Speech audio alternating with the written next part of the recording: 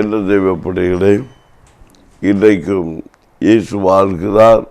நம்ம வீட்டில் வருகிற தீர்க்கதரிசன சத்தத்தை கேட்பதற்காக வந்திருக்கிற தெய்வப்படைகள் ஒவ்வொருவரையும் இயேசு கிறிஸ்துவின் நாமத்தினாலே வாழ்த்துகிறேன், வரவேற்கிறேன். கர்த்தர் உங்களை ஆசீர்வதிப்பாராக. விசேஷ விதமாக இந்த மாதம் முதல் கொண்டு ஏப்ரல் 1 நியாயத்தீர்ப்பினால் நடந்து கொண்டிருக்கிறது. நீங்கள் இந்த வார்த்தைகளை அற்பமாக நிற்கக்கூடாது. முடிந்த வரைக்கும் கர்த்தருக்கு பயந்து நடக்கக்கூடிய ஒரு கிருபையை பெற்றுக்கொள்ளும்படிக்கு நான் உங்களை கேட்டுக்கொள்ளுகிறேன். என்னை கேட்கிற தெய்வப்படையில் இது ஒரு ஊழியக்காரருடைய வார்த்தைன்னு நீங்கள் நினைக்கக்கூடாது. இது கர்த்தருடைய வார்த்தை. திக்குவாயும் நான் உள்ள மோசையை கொண்டு இஸ்ரவேல் ஜனங்களை நடத்துவது போல நம்முடைய தேசத்துக்காக கர்த்தர் என்னை கொண்டு இந்த வார்த்தையை வெளிப்படுத்தி கொண்டிருக்கிறார். உண்மையாகவே இந்த வார்த்தையை நீங்கள் விசுவாசியுங்கள்.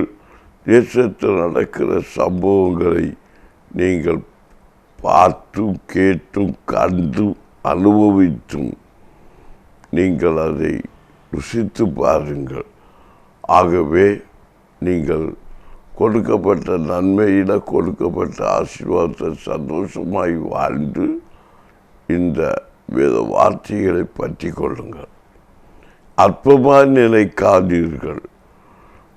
ஏதோ ஒரு ஊழியக்காரரை பேசிக்கொண்டு நியாயத்தீர்ப்பு நாள் தொடங்கி நடந்து கொண்டிருக்கிறது. இந்த நியாயத்தீர்ப்பினால் எவ்வளவு நாட்கள் நீடிக்கும்? இது ஒரு கொடிய நாள், முகதாட்சணியம் இல்லாத நாள்.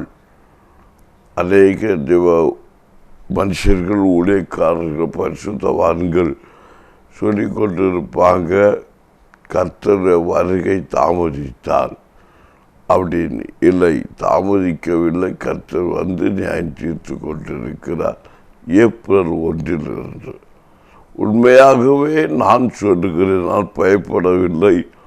எனக்கு கொடுத்த வெளிப்பாட்டின்படி, எனக்கு எங்கள் சபைக்கு ஜெப வீட்டில் கொடுத்த ஊழியக்காரர் சகோதரிமார் சகோதரர்களுக்கு உண்மையாகவே நான் உங்களுக்கு சொல்லுகிறேன்,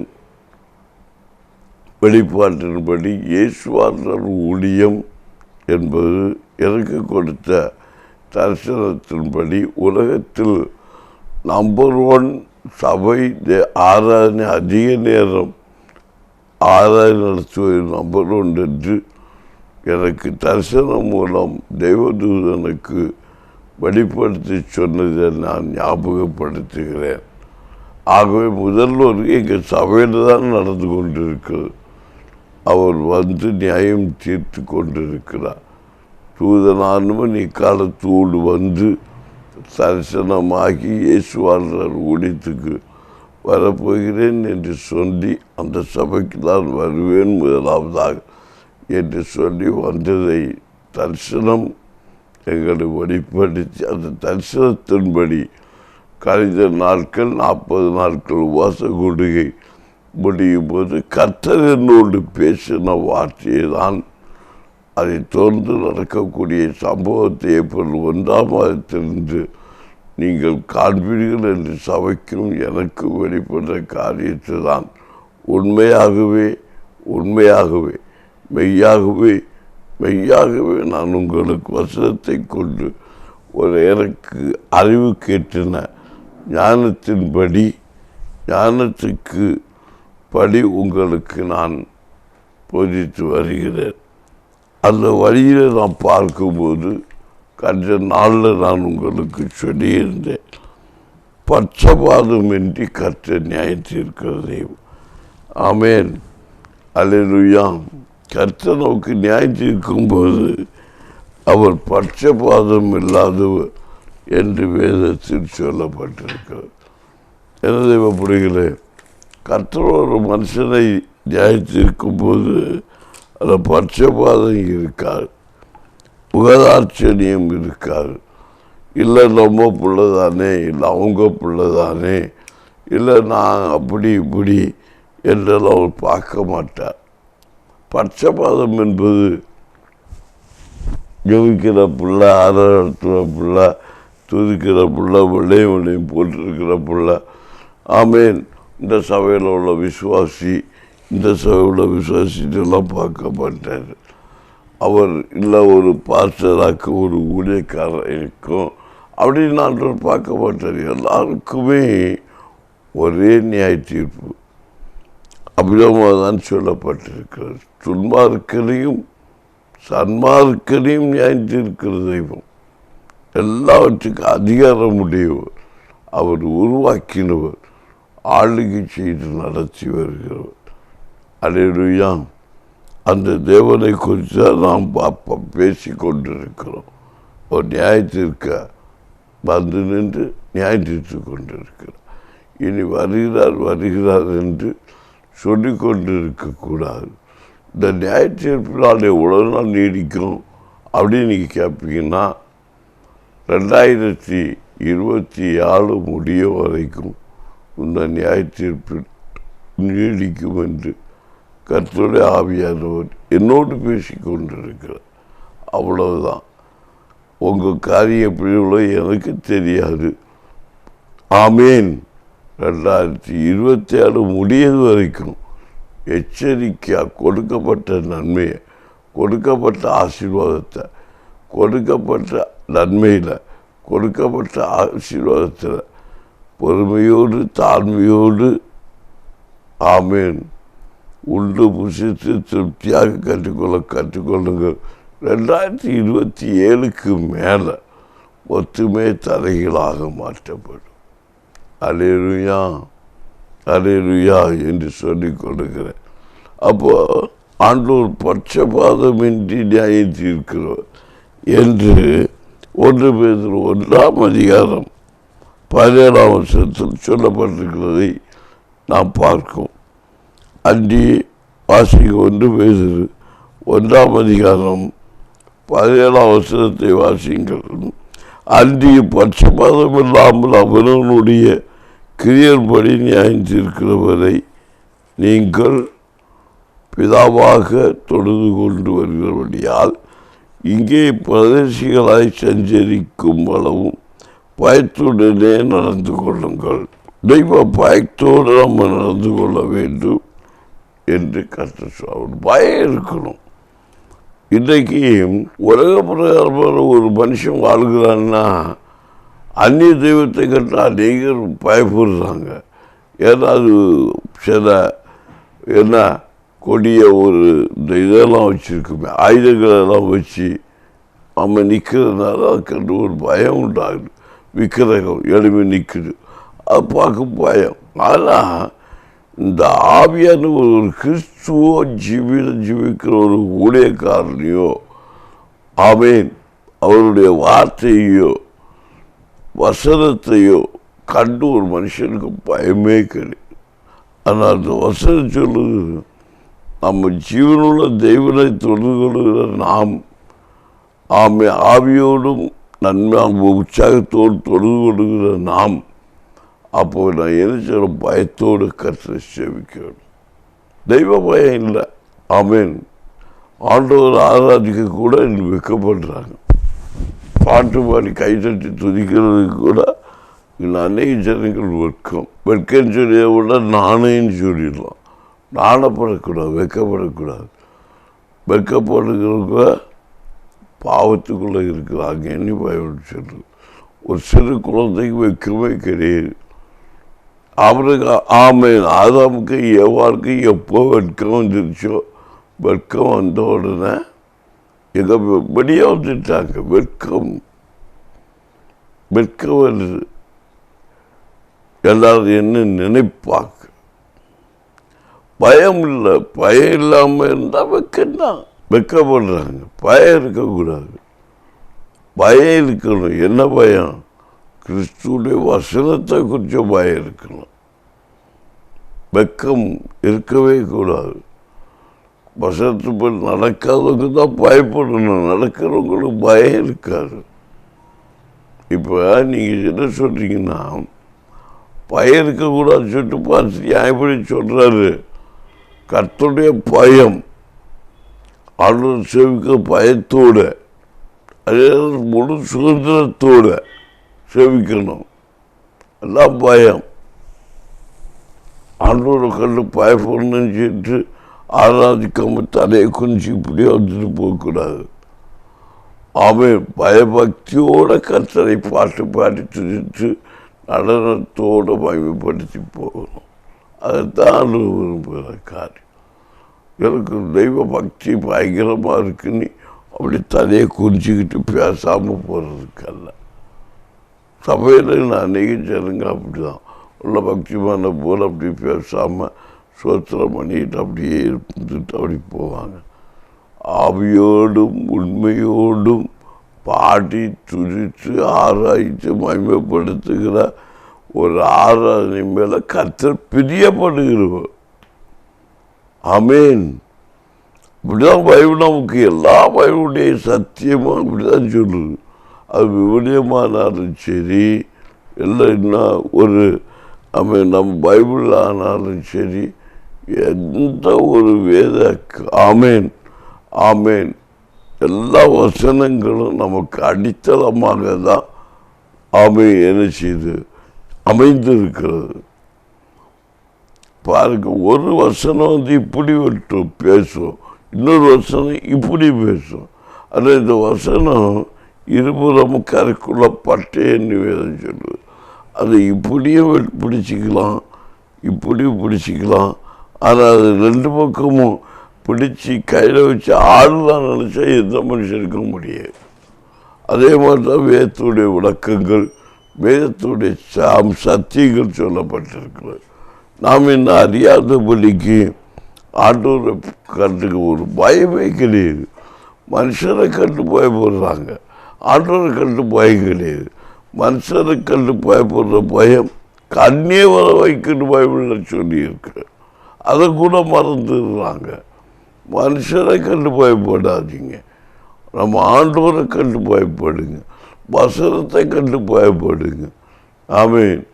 மனுஷன் அதான் நான் புருஷனுக்கு பயப்பட மாட்டேன்னு சொல்லாதீங்க, பிள்ளைக்கு பயப்பட மாட்டேன்னு சொல்லி. எல்லாருக்கும் பயம் இருக்கணும். எனக்கு பயத்துனா உண்மையாக இருக்கிறவங்களும் பயம் வராது. பயம் என்ன நடத்துன்னா பயம் இருக்கணும். பயத்தில் நிறைய கேட்டகரி இருக்கு. புருஷனுக்கு பயப்படணும், எப்படி நம்ம நடத்தில குறைப்பட்டு விடக்கூடாது என்பது ஒரு பயம் இருக்கு. அடுத்து பிள்ளைக்கு பயப்படும். ஐயோ, பிள்ளைக்கு பிடிச்சி ஆகாரம் ஆக்கி கொடுக்கணுமே, இங்கிற பிள்ளைக்கு வேண்டிய தேவைகளை நம்ம சந்திக்கப்பட வைக்கணுமே என்கிற அந்த ஒரு தெய்வ பயத்தோட பிள்ளைக்கு செய்து கொடுக்கணும். பிள்ளைய கண்டிக்க வேண்டிய இடத்துல கண்டிக்கணும், தண்டிக்க இடத்துல தண்டிக்கணும். அது மாதிரி பிள்ளைகள் பெற்றோர்கள் கீழ்ப்படியணும். அந்த பயம் பெற்றோர்கள் ஒரு பயம் இருக்கணும். அம்மாவுக்கு நம்ம செய்வது பிடிக்குமா, அப்பாவுக்கு நமக்கு செய்ய பிடிக்குமா, அடுத்து நம்ம ஏசப்பாவுக்கு அது பிடிக்குமா, ஏசப்பாவுக்கு பிடிக்குமா அப்படிங்கிற ஒரு பயம். அப்படி இதுதான் அந்த பயத்தை சொல்லப்பட்டிருக்கு. அவன் தொழுது கொண்டு வருகிறபடியாக இங்கே பரதேசிகளாகி நம்ம சஞ்சரிச்சிருக்கிறோம். கொஞ்ச நாள் வாடகைக்க பரதேசி. ஆமீன் ஆமீன். பாருங்க, அடுத்த ஒரு வருஷத்தை கூட நான் உங்களுக்கு அதுக்கு மேற்கோள் காட்டுகிறேன்னா நீங்கள் படித்து பார்ப்பீங்கன்னா எபேசிய ஆமீன் 9ஆம் அதிகாரம். எஜமான்களே, அப்படி நீங்கள் வேலைக்காரருக்கு செய்ய வேண்டியவர்களை செய்து அவர்களுக்கு உங்களுக்கு எஜமானவர் பரலோகத்தில் இருக்கிறார் என்றும் அவரிடத்தில் பட்சபாதம் அறிந்து இல்லை என்றும் அறிந்து கடிச்சொல்லை விட்டு விடுங்கள். எஜமான்கள் வேலைக்காரர்களை ரொம்ப அசால்ட்டாக நடத்தக்கூடாது, கட்டுப்பட்டு இருக்க வேண்டும் என்பது நியமம். எஜமானுடைய வார்த்தைக்கு செவி கொடுக்க வேண்டும் என்பது வேதத்துடைய நியமம். கர்த்தருடைய வார்த்தையின்படி அது நியமம். அதாவது எஜமான்களுக்கு இங்கே வேத வசனம் சொல்லிக் கொடுக்குது. எஜமான்களே, அப்படியே நீங்களும் வேலைக்காரருக்கு செய்ய வேண்டியவைகளை செய்து அவர்களுக்கும் உங்களுக்கும் எஜமானவர் பரலோகத்தில் இருக்கிறார். இப்போ எஜமானு கர்த்தர் சொல்றாரு, எஜமானன்னு நீ அவங்கள யாரையுமே என்ன செய்யக்கூடாது. எஜமானுக்கும் தெய்வ பயம் இருக்கணும். நீங்க எஜமானா இருக்கலாம், பூமி குலத்துக்கு ராஜாவா இருக்கலாம். ஆமீன். எல்லாவற்றையும் நீ அவங்களுக்கு கொடுக்கிறவனா இருக்கலாம். ஆனாலும் எப்படி இருந்தாலும் ஆமீன், நீங்கள் எப்படி இருக்கணுமா, உங்களுக்கும் எனக்கும் நடுவில் மேலே ஒரு பிதா உண்டு. வேலைக்காரனுக்கும் எஜமானுக்கும் எஜமானும் மாதிரினா இருக்கிறவர் கர்த்தர். அவருக்கு மேலே இருக்க பரவத்தில் பல சந்தோஷமா வீட்டிருக்கிறார். நீதியோடு நியாயத்திருக்கிறவர் இருக்கிறார் என்பதை நாம் புரிந்து கொள்ள வேண்டும் அப்படின்னு தான் ஆண்டவர் சொல்றாரு. நம்முடைய வாழ்க்கையில் அந்த பயமே கிடையாது. கிறிஸ்துவ ஜீவிதத்தில் மேக்சிமம் நான் பார்க்கும்போது பயமே கிடையாது, தெய்வ பயமே மக்களுக்கு கிடையாது. ஊழியக்காரங்களாம் விசாரமாக பேசுகிறாங்க, ஆனால் பைபிள் வசனத்தை மறந்து பாடுறாங்க, துதிக்கிறாங்க, ஆராதிக்கிறாங்க. எங்கள் பாரம்பரிய சபைங்கிறாங்க. நான் அந்த ஆதிகாலத்திலிருந்தே ஆவிக்குரிய சபையில் இருக்கிறேன். நான் பெந்தகோஸ்துங்கிறாங்க. நான் ஆதியிலே இருக்கிற கத்தோலிக்க சபைங்கிறாங்க. எந்த சபையை குறித்து ஆண்டவருக்கு ஒரு விஷயமே கிடையாது. அவர் உலகத்துக்கு தான் லட்சியம். அவர் உலகத்துக்கே லட்சியமாக கொடுக்குறவர். நீ அந்த ஆவிக்குரிய சபையை இது இல்லை, இந்த ஆவிக்குரிய சபையை சார்ந்தவனாயிரு, இல்லை பாரம்பரிய சபையை சார்ந்தவனாயிரு, இல்லைன்னா நீ ஒரு கிண்டு ஆயிரு, முஸ்லீமை எப்படி வேணா இருங்க. எல்லாருக்குமே கர்த்தர் தெய்வம்தான். அதான் இந்த வருஷம் நமக்கு மீண்டும் தெளிவுபடுத்து. எஜமானன்னா ஆமீன், எஜமானன் வேலைக்காரன். ஆமீன். எல்லா மனுஷருக்கும் ஒரு எஜமானன் உண்டு. அந்த எஜமானன் தான் நம்ம பரலோக வீட்டுக்கு இயேசு. இயேசு தான் எஜமானன். ஏன்னா நமக்கு தான் அவர் தான் ஜீவனை கொடுத்திருக்கிறார். ஜீவன் என்பது உலகத்துக்குரிய நன்மைகள், உலகத்துக்குரிய ஆசீர்வாதங்கள் எல்லாமே அவர் கையில் தான் இருக்கு. இப்போ அவரை தொழுகிறது அவர் இலவசமாய் கொடுக்கிற ஒரு காரியம். அதுதான் வேதவசனம். முதலாவது தேவனுடைய ராஜ்யத்தையும் நீதியையும் தேடுங்கள், எல்லாம் உங்களுக்கு கூட மார்க்க அதிகாரத்தில் கர்த்தர் சொல்லி 6ஆம் அதிகாரத்தில் சொல்லப்பட்டிருக்கிறது. இதை கேட்கிற தேவப்படையிலே இன்று மனுஷனுடைய வாழ்க்கையில் புரிந்து கொள்ளாது இருக்கிறார்கள். எவ்வளோ பிரசங்கம் கேட்குறோம், எவ்வளோ வெளிப்பாடை கேட்குறோம், எப்பொழுது ஒரு தீர்க்கதரிசனத்தை கேட்குறோம், பாடுறோம், துதிக்கிறோம். ஆனால் கர்த்தருக்கு கண்ணிலேங்கிறோம், கர்த்தருக்கு முக்கிலேங்கிறோம். ஆமேன். அழுது புலம்புகிறோம். சில காலகட்டத்தில் உயிரை எடுங்கிறோம். சில காலகட்டத்தில் உயிர் போகும்போது இயேசுவே எனக்கு இறங்குங்கிறோம். வாய்க்கொண்டு எல்லாமே பேசுகிறோம். நல்லதையும் பேசுகிறோம், கெட்டதையும் பேசுகிறோம், சாபத்தையும் கொடுக்குறோம், ஆசீர்வாதத்தையும் கேட்குறோம், ஆசீர்வதின்னு சொல்கிறோம், ஆசீர்வதிக்கு ஆண்டவரேன்னு சொல்கிறோம். இதையெல்லாம் நாம் பேசிக்கொண்டிருக்கோம். அதான் இன்றைக்கு சொல்கிறார், எஜமான்களே அப்படியே நீங்கள் உங்கள் வேலைக்காரருக்கு சொல்றீங்க. பலத்தில் ஒரு எஜமான் இருக்கிறானோட நினைப்போடு செயல்படுங்கள். எஜமான் நாங்கள் வேலைக்காரன், நீ நான் சொல்ல கேட்க மாட்டேன்னு சொல்லக்கூடாது. அதுதான் இங்கே கோபம் விட்டாமல் அவர்களுக்கு உங்களுக்கு எஜமான் பலத்தில் இருக்கிறார் என்று அவர்களிடத்தில் பட்சபாதம் இல்லை என்றும் அறிந்து கடுஞ்சொல்லை விட்டு விலகுங்க. கடுஞ்சொல்லுன்னா தண்டனைக்குரிய காரியங்களை எல்லாம் தவிர்க்கணும். ஒரு தப்பு பண்ணி தான் மன்னிச்சு உள்ளவர்களாக இருக்கணும் எஜமான். அதுதான் கடுஞ்சொல். அவன் செய்த தப்புக்காக தண்டனை கொடுப்பதற்கு கூட ஒரு எஜமானுக்கு அதிகாரம் கிடையாது. தண்டனை கர்த்தருக்குரியது, மன்னித்து விடுகிற பக்குவம். அப்போ நம்மளுடைய சில தவறுகள், சில குறைகள், சில நஷ்டங்கள் மன்னிக்கப்படும். ஆமேன், ஆமேன். எஜமானாருக்கு தெரியாம ஆமேன் சில தவறுகளை பண்ணி நஷ்டம் வந்தா அந்த நஷ்டத்தை எஜமானன் வேலைக்காரன் மேல் தெரியாது இருக்க கடவுள். உண்மையான ஒரு நல்ல ஒரு ஆமேன் அர்த்தம் நான் உங்களுக்கு சொல்லி கொடுக்கிறேன்.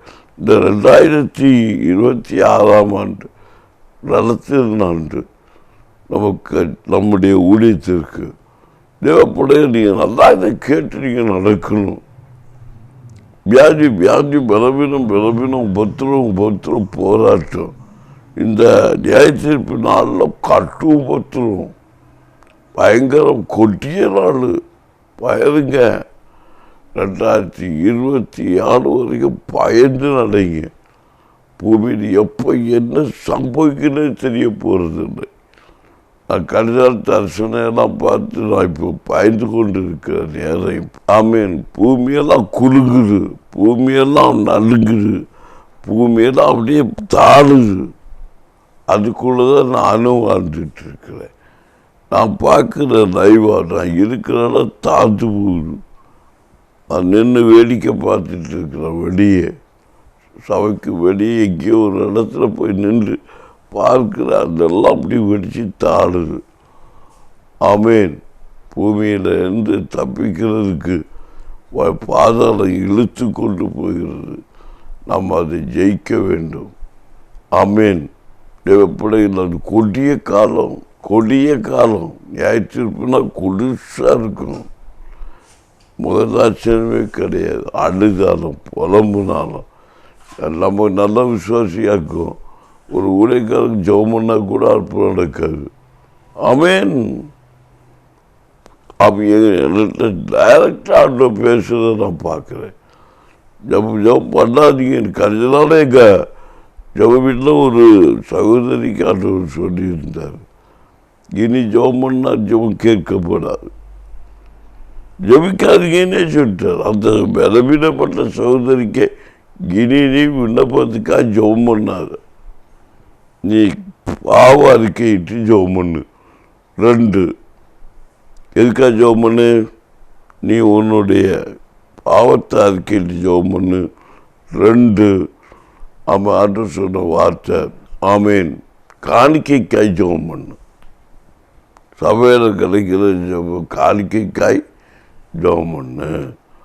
அப்போ அது அர்த்தம் என்ன?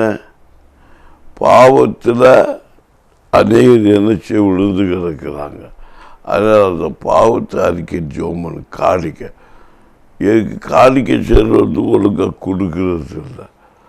அதனால அந்த காணிக்கை கொடுக்குற பிள்ளைகள் ஆசுவமாக இருக்கணும் அப்படின்னு சொல்லிட்டு ஜெபம் பண்ண அப்படின்னு ஆண்டவர் சொல்கிறேன்.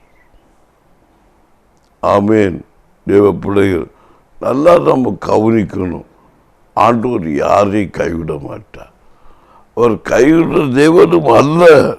அப்போ எஜமான்களே, நீங்கள் ஆண்டவர் கைவிடாது இருக்க வேண்டும் என்றால், கர்த்தர் உங்களை எஜமானாக நீடித்து இருக்க விரும்பினால், நீங்கள் நிச்சயமாகவே கர்த்தராகிய ஆண்டவர் உங்களை என்னை பார்த்து சொல்கிற ஒரு வார்த்தை உண்டு. அவன் நீங்கள் எஜமானாக இருக்கலாம், இல்லை ஒரு வேலைக்காரனாக இருக்கலாம். கர்த்தர் பயப்பட பயத்தோடு வேலைக்காரன் எஜமானுக்கு அடங்கியிருந்து வேலை செய்கிறவன். அதுபோல் எஜமான்களே, உங்களுக்கு மேலான எஜமானம் ஒருவர் உண்டு என்பதை நீங்களும் விசுவாசித்து வேலைக்காரர்களுக்கு கடிச்சொல்லை கொடுக்காதபடிக்கு, கடுமையாக நடத்தாதபடிக்கு எச்சரிக்கையாக இருக்குங்கள் என்று நியாயத்தீர்ப்பு நாளாகிய இந்த காலகட்டத்தில் கர்த்தர் உங்களோடு என்னோடு பேசிக்கொண்டிருக்கிறதை நான் காண்கிறேன்.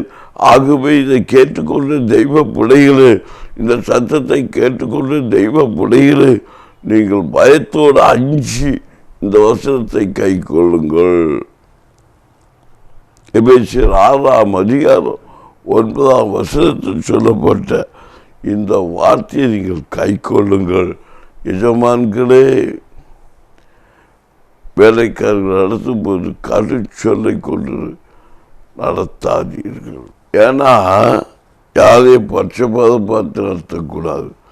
நல்லா படித்தவன் நல்லா வேலை செய்யணும், வேலை செய்ய முடியாதவன் இப்படியெல்லாம் பார்க்கக்கூடாது. எஜமானன் 4 பேர் நல்லா வேலை செய்வாங்க, 4 பேர் மோசமாக வேலை செய்வாங்க. நல்லா வேலை செஞ்சாலும் நமக்கு தான், மோசமாக வேலை செஞ்சாலும் நமக்கு தான், குறைவாக வேலை செஞ்சாலும் நமக்கு தான். ஒரு ஆத்மா மூலம் நிறைய ஆதாயம் கிடைக்கும், ஒரு ஆத்மா மூலம் கொஞ்சம் ஆதாயம் கிடைக்கும். கொஞ்சம் ஆதாயம் கிடைச்சிக்கிற ஆத்மாவும் நமக்கு தான், நிறையா ஆதாயம் கிடைக்க ஆத்மாவும் நமக்கு தான். அதாவது கர்த்தர் என்ன கொடுக்கிற மேல் கர்த்தர் பிரியமாக இருக்கிறார், உண்மைதான். ஆனால் கொடுக்காத ஆத்மாவும் மேலும் கர்த்தர் பிரியமாக இருக்கிறவர். கொடுக்கிறது தக்க பதிவாளர். ஆமேன் ஆமேன். கொடுக்கிறது தக்க பதிவாளர். கொடுக்காதவனுக்கு கொடுக்கத்தக்கதாக அதுக்குரிய பிரதிபலன் கிடைக்கும். நல்லோர் மேலும் தீயோர் மேலும் மழையை பெய்யப்படுற கற்று எல்லாருக்கும் அனுபவம் உண்மையாக தான் செஞ்சுட்டு இருக்காரு. அவருக்கு முகத்துக்கு பட்சபாதம் இல்லை. அப்போ கருச்சொற்று சொல்லை விட்டு விலகுகள் என்று கற்றுகின்றார். ஞாயிற்றுப்பு நாளில் உங்களுக்கு ஆலோசனை செய்து தெய்வ பயத்தோடு அஞ்சி நடுங்கி பூமியில் கொடுக்கப்பட்ட சகல நன்மைகளையும் சகல ஆசீர்வாதம் சொந்தத்து கொள்ளும்படிக்கு கர்த்தர் கிரியை செய்வதாக. ஆமேன். என்ன தேவைப்படுகளே, இன்றைக்கு ஜபிக்க போகிறோம். தொடர்ந்து கர்த்தருடைய ஆலோசனையை இதே ஊழியத்திலிருந்து கேட்கும்படிக்கு நீங்கள் எல்லாரும் தொடர்ந்து இணைந்திருக்க. இப்போ நான் உங்களுக்கு ஜபிக்க போகிறேன். ஜபித்த நாளே தினத்திலும் இந்த வேத வசனத்தினுடைய ஆழ்ந்த அனுபவமாகிய தீர்க்க தரிசன சத்தத்தை கேட்கும்படிக்கு கர்த்தர் உங்களை கிரியை செய்வார். ஜபிப்போமா? ஜபிப்போம்.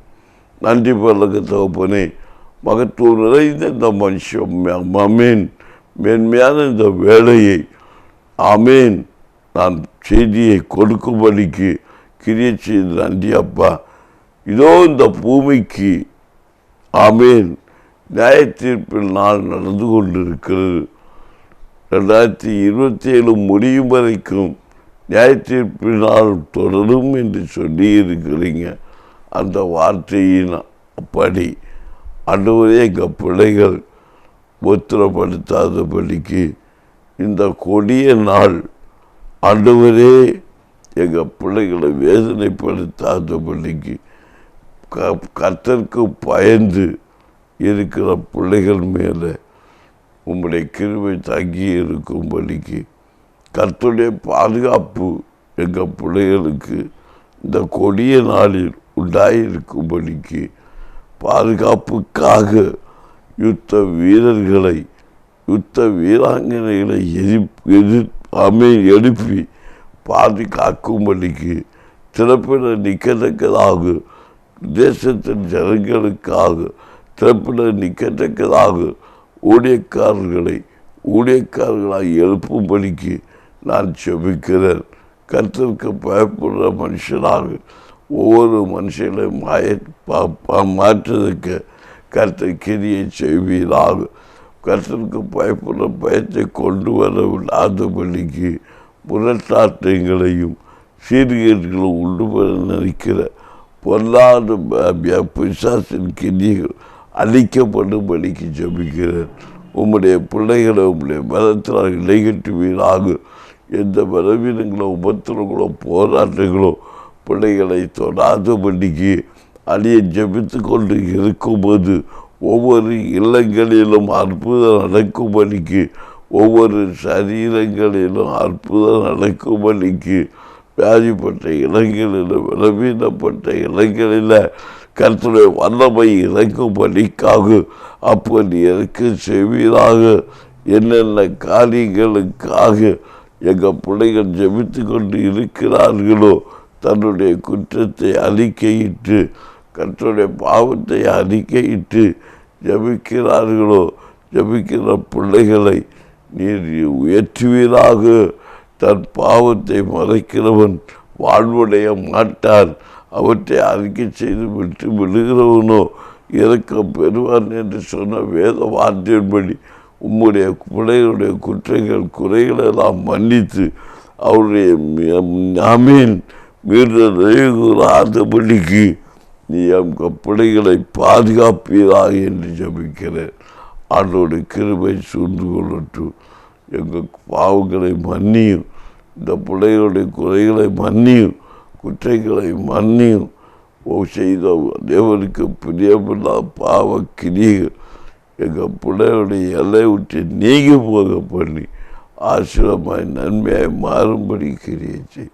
இயேசு நாமத்தின் பலப்படுத்தும் நல்ல பிதாவே, ஆமேன் ஆமேன். எனது பிள்ளைகளை நாளைக்கு இந்த வசனத்தை வார்த்தையை கேட்கும்படிக்கு வாங்க. கர்த்தர் உங்களோடு ஆமேன் உங்களை ஆசீர்வதிப்பதாக. ஆமேன்.